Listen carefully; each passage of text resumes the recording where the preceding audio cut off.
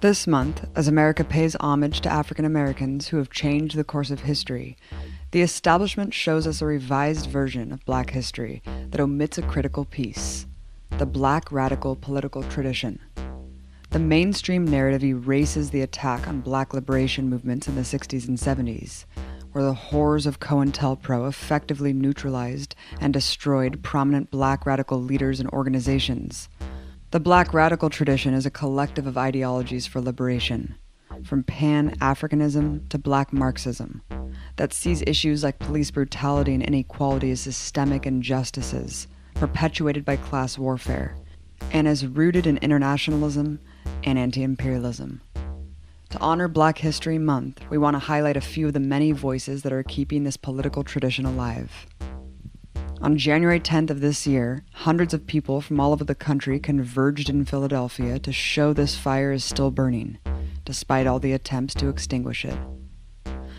Hosted by the Philadelphia-based Black Radical Organizing Collective, held at Temple University, the Black Radical Tradition in Our Time conference provided a platform for organizers young and old, from Black Panthers to Black Lives Matter, to generate discussion and action in challenging white supremacy and capitalism and anticipating the next stage of the Black liberation movement.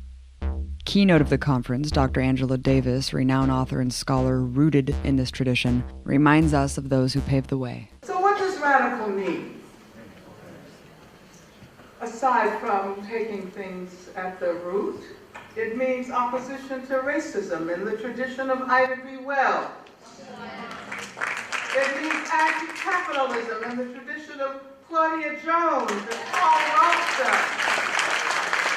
It means resistance to settler colonialism in the tradition of Osceola.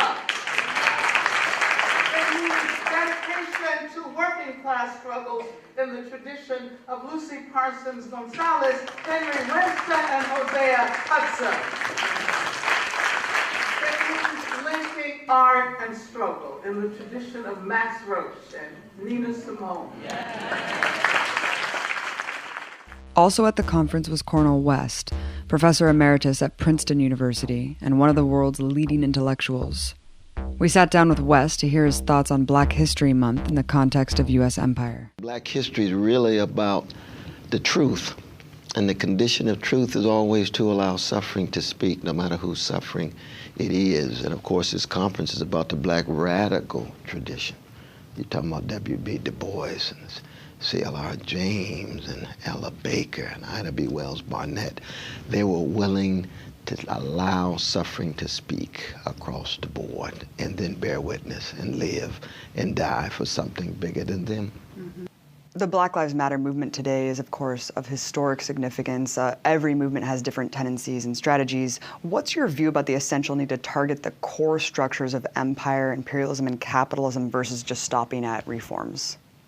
The American exceptionalism is so seductive. One wants to think that somehow we were a city on the hill that began with innocence and moved on to a road to a perfect union, as it were. Whereas, of course, we began as a settler colonial society, and we had class struggles going on, and gender struggles, and racial struggles, and sexual orientational struggles, and disabled trying to gain access to some decent treatment. And so Black history says, well, let's just tell this truth.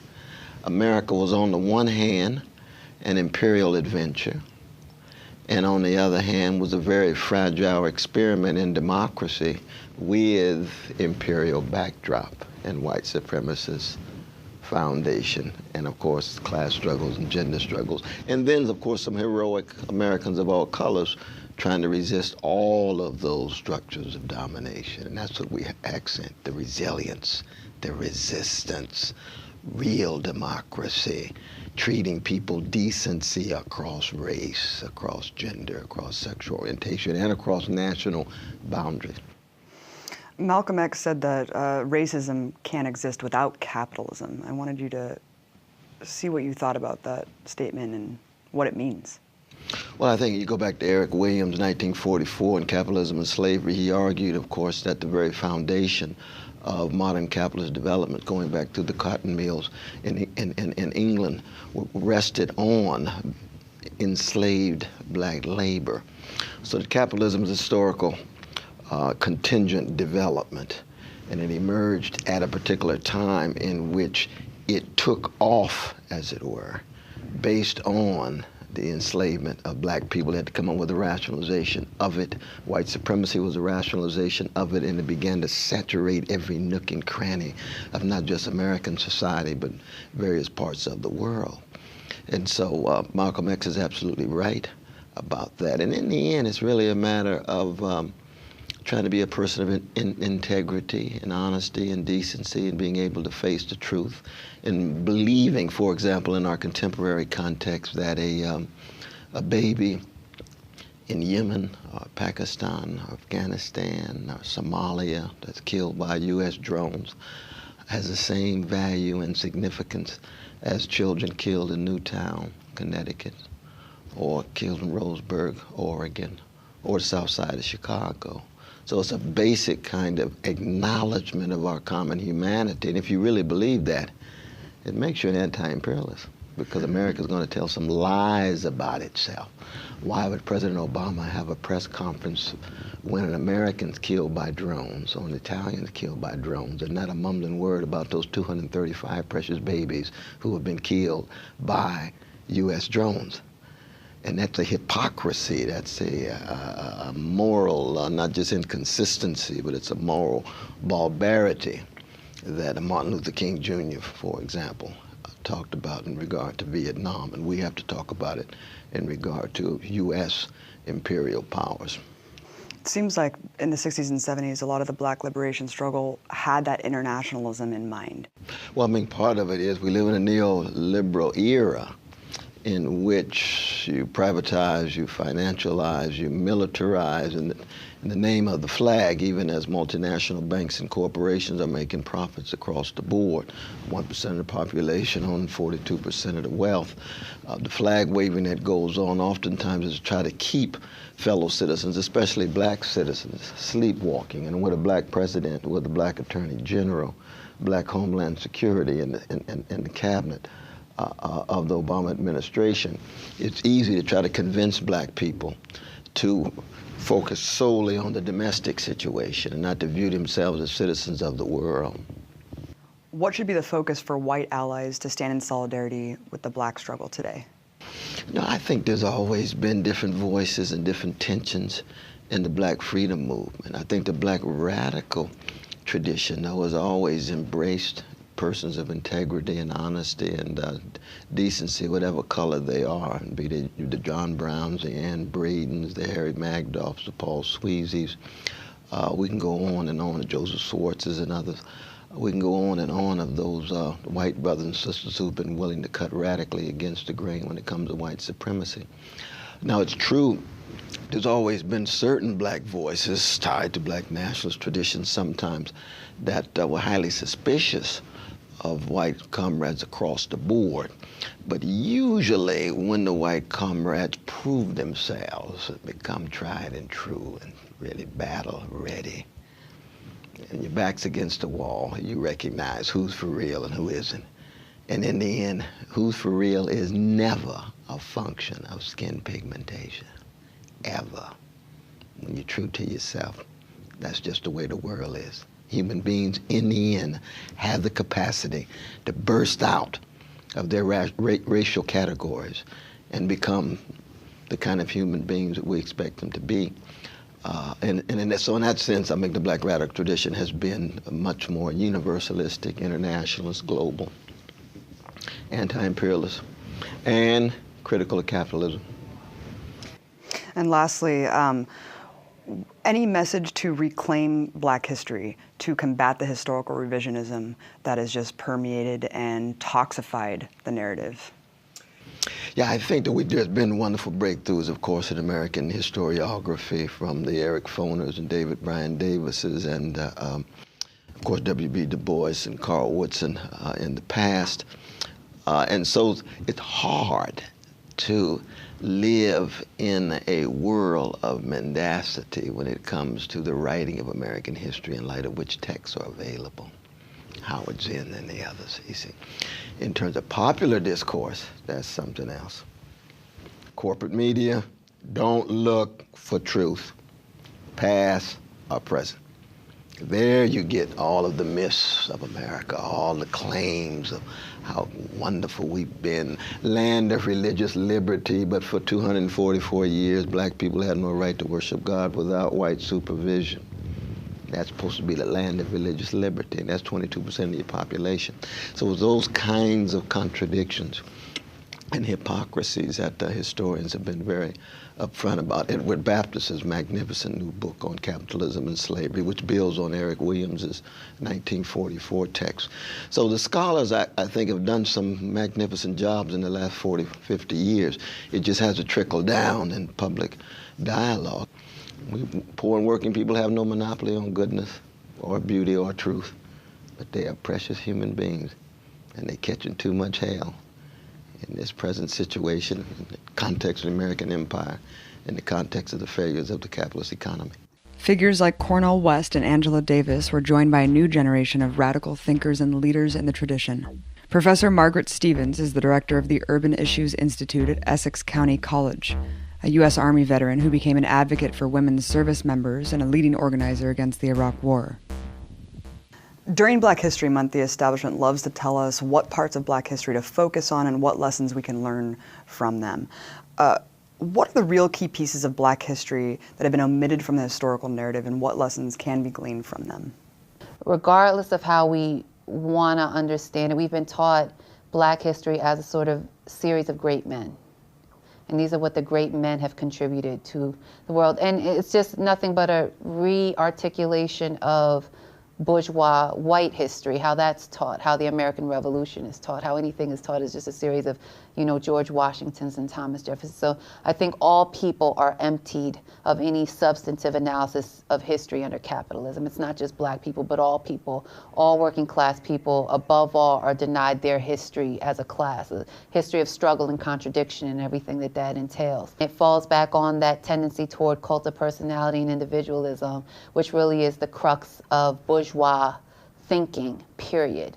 And so I think that for those of us studying Black history, when we find ourselves constantly gravitating towards great men, which could be, great women too, I think that we miss the point, which is about the sort of the class-based approach, the mass struggle, the organizations, the collectives, the social aspect of what makes individual leaders great and what makes them unable to do certain things at any given moment in history. So that's one critical aspect of history I think that we need to look at. And the other thing is that, as from a radical perspective, it's really easy to line up a bunch of leaders and then say, oh, they were all sellouts.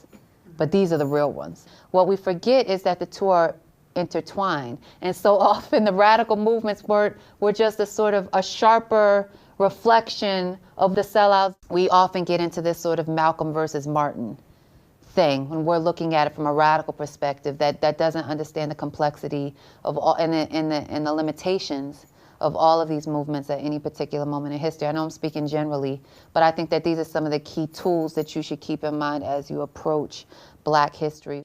Women's leadership in the Black radical tradition was a hallmark at the conference. As young women have been recognized as being at the forefront of Black Lives Matter, women who have been at the forefront of the Black struggle for decades encourage their successors. This government, this corporate murderers that try to destroy all of the life that we birthed. That's what we fight.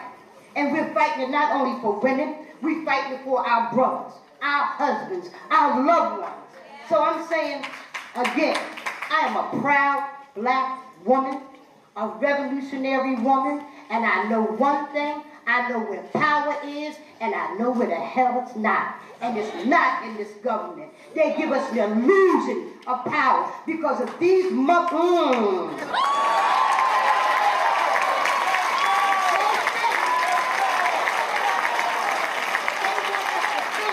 have no power. But look, we're here. We're here despite the beatings, the maimings, and the killings. We made it, and we'll continue to do it. I'm saying, and bring forth the strength of other women. This government wants to separate us through categories. We will not be separated through categories.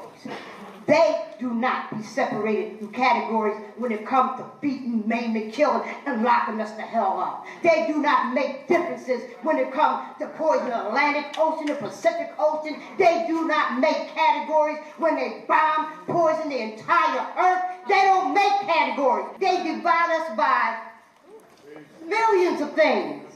But we got one enemy. That's corporate America. The mayor ain't nothing but a pawn for big business. The DAs, the judges, the same. The strength that we possess and the attraction that we have to other sisters and brothers who have that same thing, this motherfucking system is down.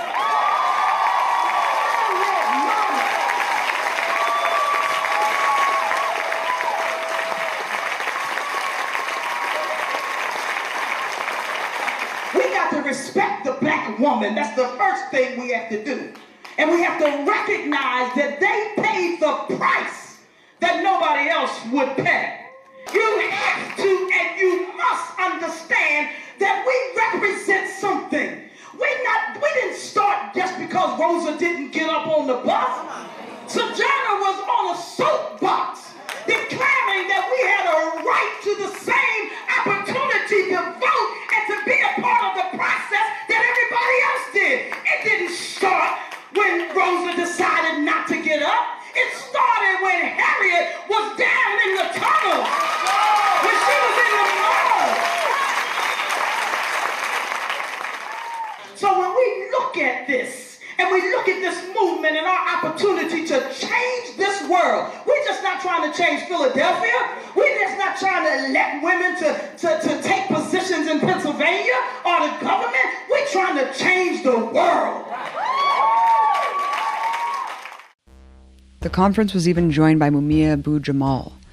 His speech from a prison phone was a reminder of those who sacrificed life and freedom in the very real struggle for black liberation. Good evening, Comrade Mumia. Good evening.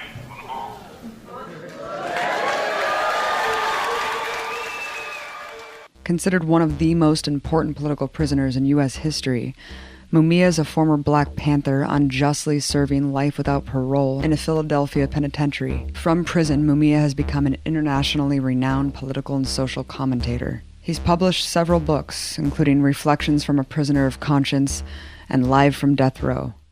As we witnessed the cop riots of violence against black life in the midst of neoliberal America, in the age of Obama no less, it's vital that we learn the lessons of history, especially during the COINTELPRO era. As many of us know, history, real history, tells us more about today than yesterday, for it provides a roadmap of how we got here. What was the central objective of the FBI's COINTELPRO operation? Where the goals to destroy, disrupt, and neutralize black leaders are stated clearly. The central objective wasn't merely to destroy, say, Martin Luther King, for example. It was to replace him with a figure of their own choosing, to essentially take over the civil rights and black freedom movement by placing their puppet on the throne. This plot was personally approved by FBI Director J. Edgar Hoover in January of 1964. It was in all but name an attempted coup, the toppling of a black leader to impose a puppet that they could control. It was, in essence, the same thing that happened in Iran, in Guatemala, in Haiti, in Iraq, and in many, many countries. What happened abroad, on the periphery of empire, was tried here in its interior. For in a white nation, blacks are eternal foreigners, aliens, and thus outside the realm of alleged constitutional rights. For if this can be done against a mild, nonviolent Christian minister of the Gospels, what can be done against you? Under the surveillance and infiltration of the Black Freedom Movement and killings of people like Deputy Chairman of the Illinois chapter of the Black Panther Party, Fred Hampton, in his sleep, by the way, we see that the FBI functioned as race police. They also demonstrated what we see all around us today, the culture of police impunity. The road from the state murder of Fred Hampton on December 4th, 1969, leads directly to the killing of young Laquan McDonald in recent days in Chicago. For both are expressions of the ugly and recurrent phenomenon of police impunity, the right to murder if the victim is a black person. Today, as the U.S. embarks on a new century, it's perfectly acceptable to large segments of the American population to beat someone to death, to shoot them, to choke them to death, men, women, even babies, with perfect impunity. How can this be? But American roots of police were born quite differently and for different reasons. Founded as slave patrols in the 1720s in the Barbadian British colony of the Carolinas, the body of armed white men had one primary duty: control Africans as a large labor source. Their movements were monitored daily to protect the property of the landowning class. Times change, of course, yet some things remain. In this neoliberal era, when the political class sold the remaining shreds of their souls to the corporations and dispatched millions of jobs overseas under NAFTA and CAFTA, the role of police sharpened as they were equipped with weapons of war, ostensibly in response to fake wars on terrorism. We saw the real role in Ferguson, 2014. Remember COINTELPRO? All of those acts, although illegal, were answered by impunity. The neoliberal state, now presiding over an open crisis of capitalism, goes one step better. In a moment of national fear, think 9/11, it passes the so-called Patriot Act, and voila, in one fall swoop, every crime of COINTELPRO is made legal. Phone tap, constant surveillance, snitches and rats, black sites, secret prisons, no problem. Because it's all legal. Because everything police do in a police state is legal. But to quote Move's John Africa, just because it's legal, don't make it right. Now, Black Lives Matter enters the cipher. Born by women, grown by women, nurtured by women. It is beautiful to behold. It's movement time again. We welcome you. Right on. I thank you all. On the move. Long live John Africa, and all Black Lives Matter. Long live revolution. Several days of workshops, panels, and discussions with a diverse range of ages and backgrounds. The energy and power of the conference showed that as much as the Empire tries to write Black history for us, there are legends and new leaders who are making Black history right now, in the tradition that challenges the Empire's pillars.